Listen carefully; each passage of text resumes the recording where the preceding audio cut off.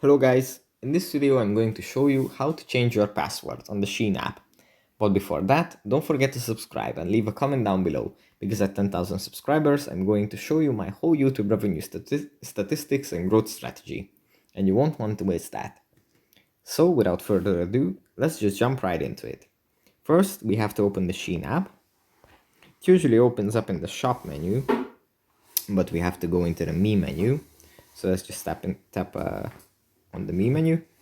Here in the top right corner, there's a settings icon. We tap on that. On the top of the list, which opens up, there's a manage my account tab. We tap on this.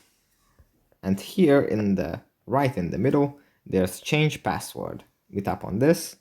Here we can enter our old password and then set our new password.